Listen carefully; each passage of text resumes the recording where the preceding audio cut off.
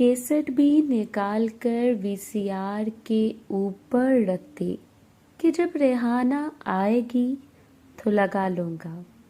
अब मुझसे इंतज़ार नहीं हो रहा था और मुझे बेचैनी भी बहुत हो रही थी कि पता नहीं जैसा मैंने सोचा है वैसा ही होगा या फिर कुछ और होगा। फिर अचानक मेरे ज़हन में ताई की बात याद आ गई कि इन्हें भी पता है कि रेहाना मेरे चचा शाहिद से मुलाकात करती है। चचा शाहिद ने भी मेरी तरह पूरे मोहल्ले और अपने ख़ानदान को अपना मुरीद बनाया हुआ था और फिर बड़ी मुश्किल से 11:30 बज गए। मैंने कमरे का दरवाज़ा खोला और बाहर निकल कर देखा तो हर तरफ खामोशी थी। मैं रेहाना को देख रहा था कि वो अपने कमरे से निकल कर आए है कि नहीं, लेकिन अभी कुछ भी नहीं था। तो मैं दरवाज़ा वैसे ही बंद करके कमरे में वापस आ गया। अंदर आकर मुझे अब ये बेचैनी होने लगी थी। पता नहीं रेहाना को याद होगा कि नहीं, लेकिन मैंने इससे खुद कहा था कि आप मेरे कमरे में आ जाना और इसने आने का वादा भी किया था। मैं इन्हीं बातों में गुम था कि अचानक मेरे दरवाजे पर दस्तक हुई और मेरा दिल जोर जोर से धड़कने लगा।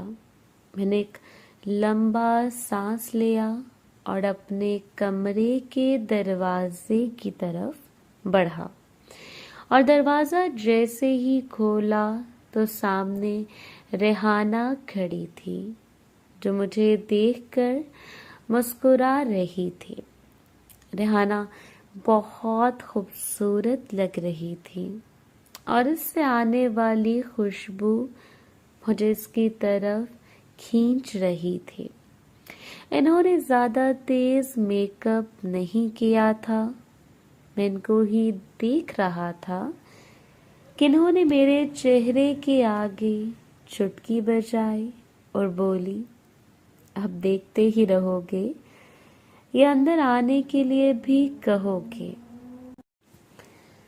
तो मैं जल्दी से पीछे हट गया और इन्हें अंदर आने दिया और फिर कमरे का दरवाज़ा बंद कर दिया।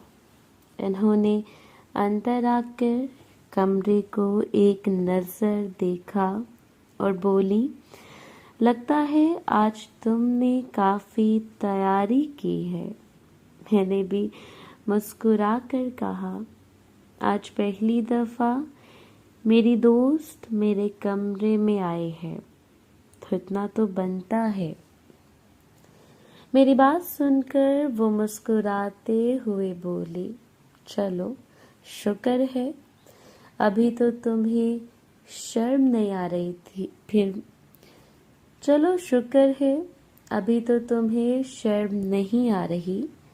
फिर वो बेड पर बैठ गई और बोली, अच्छा अब बताओ तुम्हें फिल्म देखते हुए शर्म क्यों आ रही थी? मैंने कहा, आपको बताया तो था। वो बोली, अच्छा ठीक है, तुम ऐसा करो कमरे की लाइट बंद कर दो। मेरे कमरे में जो कि 0 का बल्ब जल रहा था मैं वो बंद करने लगा। तो रेहाना बोली, नदीम पहले लालटेन तो जला लो। मैंने जल्दी से लालटेन जलाया और इसे बिल्कुल आहिस्ता कर दिया। फिर मैं लाइट बंद करके लगा तो रेहाना फिर मुस्कुराते हुए बोली, नदीम पहले वीसीआर तो चला लो। अंधेरे में कैसे वीसीआर चलाओगे? मैं तो जैसे बौखला सा गया था।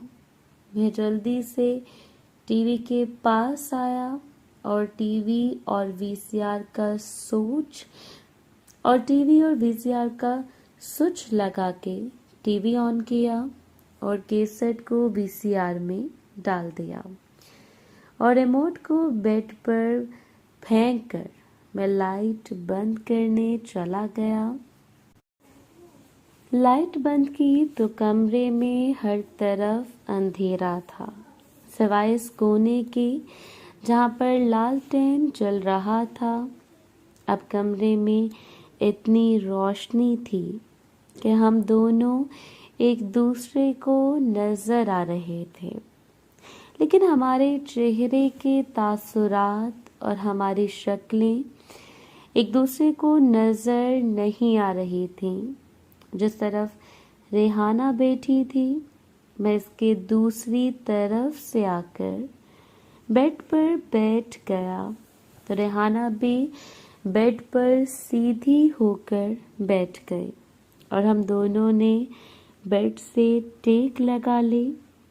मैंने रिमोट पकड़ा और रेहाना को कहा कि आप चलाएं, तो रेहाना ने मुस्कुराते हुए मेरे हाथ से रिमोट पकड़ लिया और टीवी ऑन कर दिया।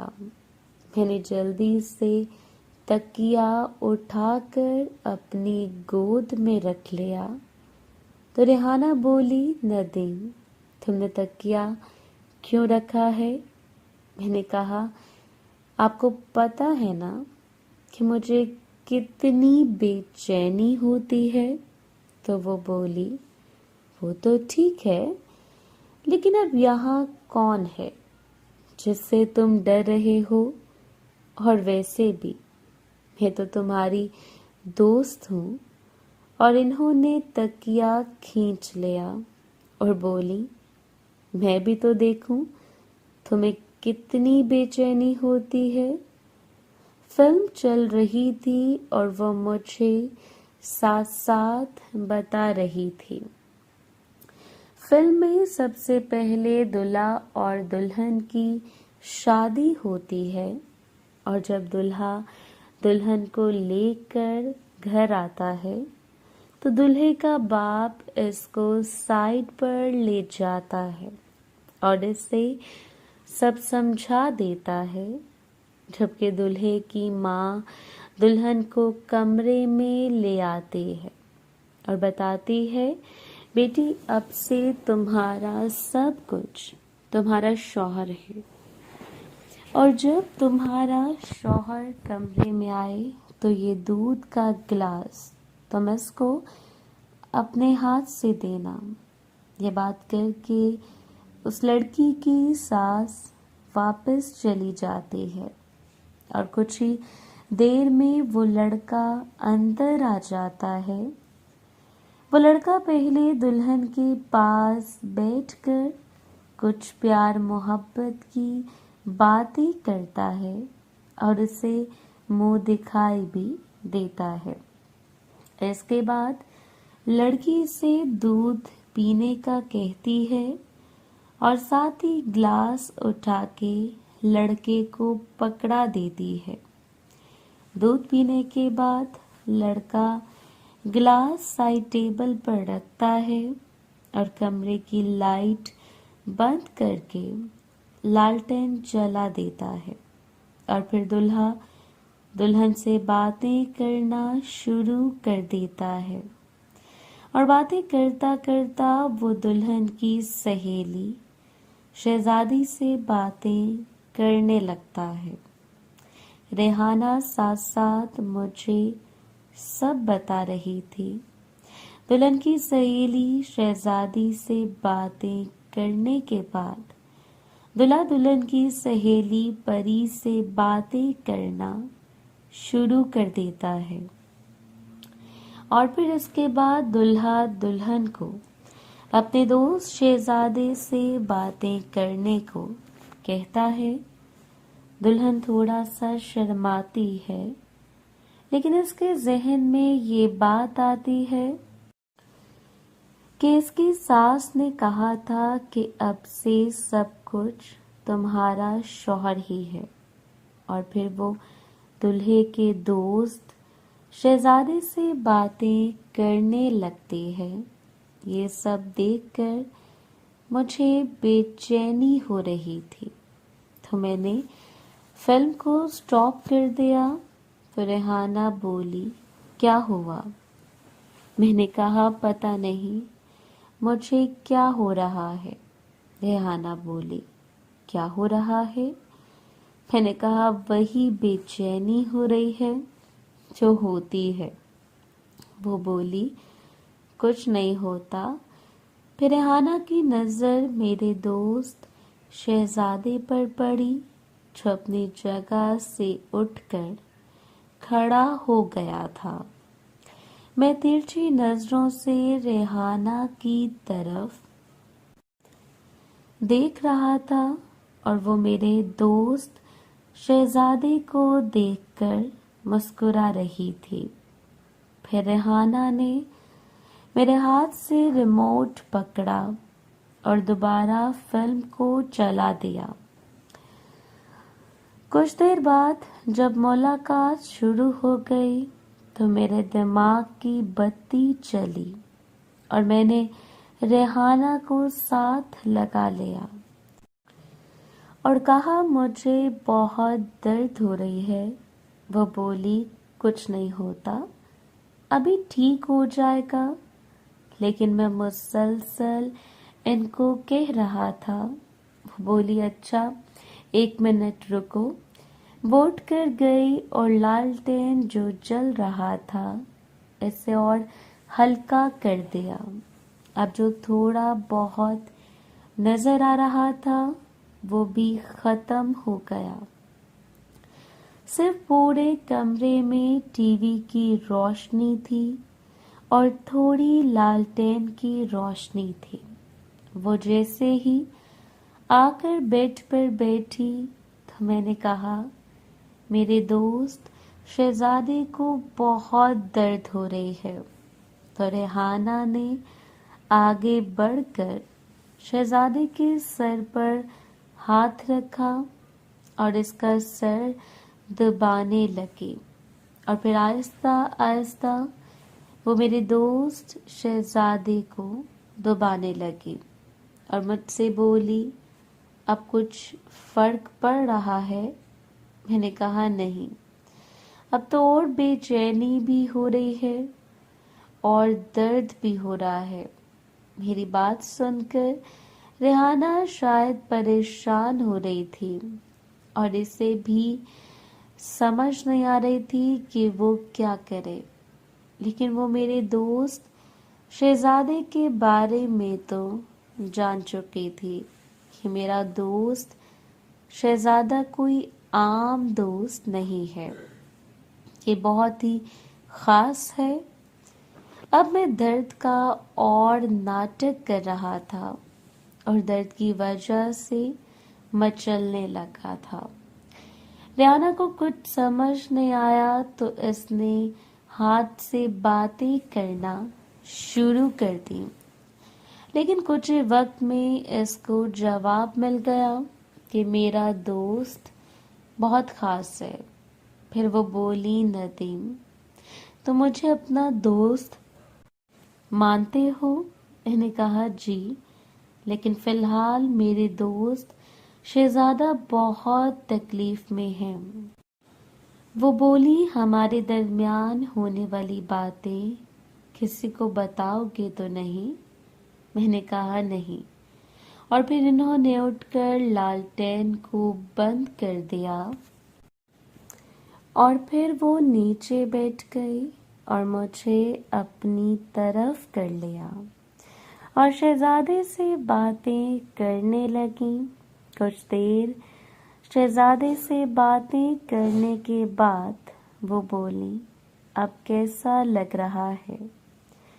मैंने कहा, अब भी वैसा ही है।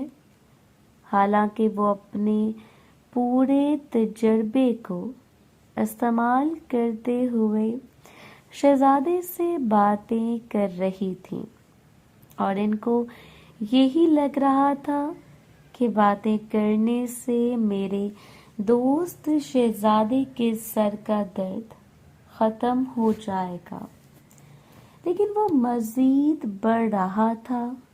काफी देर बातें करने के बाद जब दर्द खत्म नहीं हुआ तो इनके चेहरे पर हैरानगी में वाज़िया तौर पर देख सकता था। जब वो कुछ सोच रही थी तो मैंने कहा, कुछ करें, मुझसे अब ये दर्द बर्दाश्त नहीं हो रहा।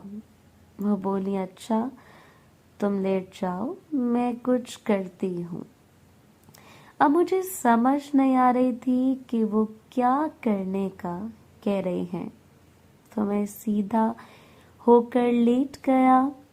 फिर वो मेरे पास आकर बैठ गई और बोली, नदीम तो मुझे गलत मत समझना, लेकिन अब एक ही रास्ता बचा है।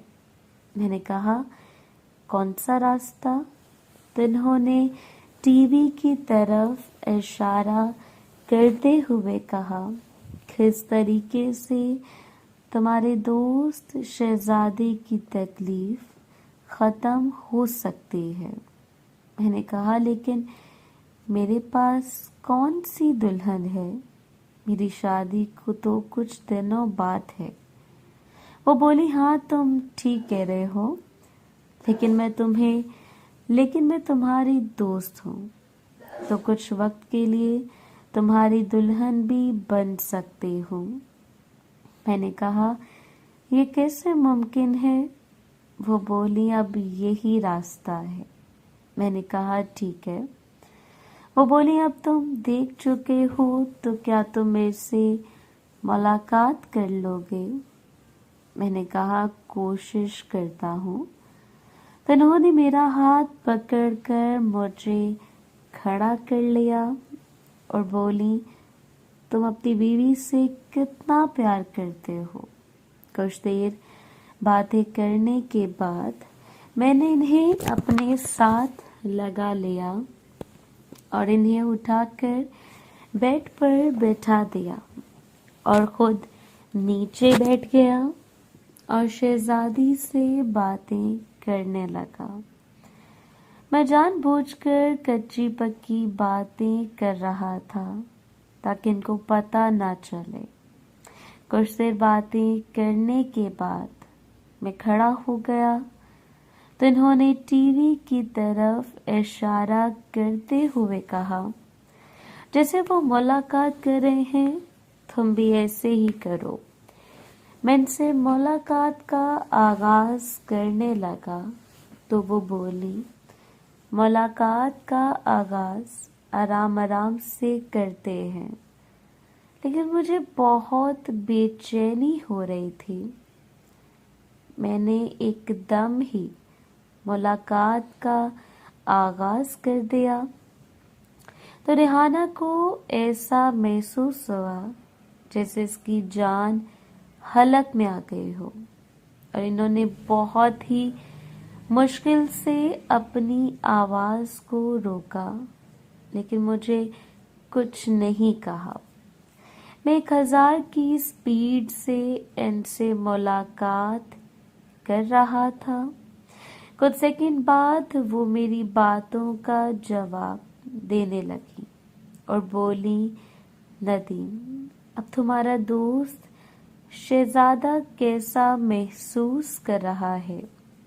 मैंने कहा, रेहाना अब इसे बहुत अच्छा लग रहा है। रेहाना से बातें करते करते काफी देर हो गई थी कि एकदम रेहाना कांपने लगी और मुझे ऐसा महसूस हुआ जैसे मेरा दोस्त शहजादा किसी सैलाब में डूब गया हो। शहजादा जो इतनी देर से मुलाकात और बातें कर रहा था, इसकी एक वजह ये थी कि उस्मा और खाला नरगिस के जाने के बाद मैंने अपने कमरे की अलमारी खोली थी और जजी की तरफ से दिया हुआ पाउडर का तोहफा वो खा लिया था 4 से 5 मर्तबा। मेरा दोस्त शहजादा सैलाब में डूब चुका था, लेकिन हर दफा वो डूबने से बच जाता था। रेहाना भी अपने होश खो चुकी थी और फिर काफी देर बाद मेरा दोस्त शहजादे और रेहाना की सहेली शहजादी की मुलाकात खत्म हो गई। मैं कुर्सी पर जाकर बैठ गया। मेरे चेहरे पर मुस्कुराहट थी। रेहाना का चेहरा मुझे नजर नहीं आ रहा था। कुछ देर आराम करने के बाद मैं उठकर रेहाना के पास गया और इसको उठाकर बिठाया तो उसके मुंह से दर्द की वजह से चीख निकली और बोली, नदीम, तुम्हारे दोस्त शहजादे की तकलीफ खत्म हो गई? तो मैंने कहा, जी, अब बहुत फर्क पड़ गया है। तो रेहाना बोली, लेकिन मेरी सहेली शहजादी को अब दर्द हो रही है। मैंने टाइम देखा तो 3 बज रहे थे। रेहाना बोली, ठीक है, अब मैं अपने कमरे में जाती हूँ। उठकर चलने लगी तो इनसे चला नहीं जा रहा था। मैंने सहारा देकर थोड़ा सा चलाया, लेकिन फिर भी इनको तकलीफ हो रही थी। इनके पाँव में शायद मोच आ गई थी। मैंने इनको गोद में उठा लिया तो वो बोली, नदीम, ये क्या कर रहे हो? मैंने कहा, चुप करें। इन्हें जल्दी से अपने कमरे का दरवाजा खोला और तकरीबन भागते हुए कि कोई देख ना ले, इनको लेकर इनके कमरे में पहुंच गया। कमरे में पहुंचकर मैंने इन्हें बेड पर लेटा दिया। मैं परेशानी में इनके पास बैठा था। वो बोले, ठीक है, अब तुम जाओ अपने कमरे में और सुबह इस बारे में बात करेंगे।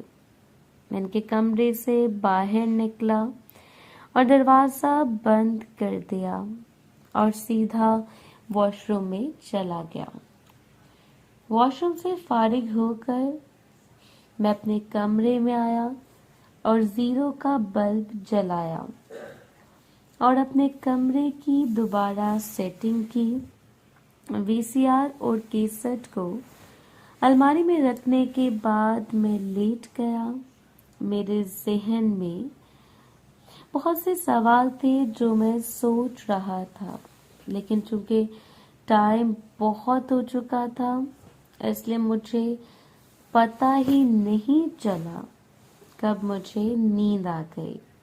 मोहतरम नाज़रीन और सामीन, इस कहानी का बाकी हिस्सा अगली आने वाली वीडियोस में पेश किया जाएगा। अगर आपको ये वीडियो अच्छी लगी तो वीडियो को लाइक और हमारे चैनल को सब्सक्राइब ज़रूर करें। शुक्रिया।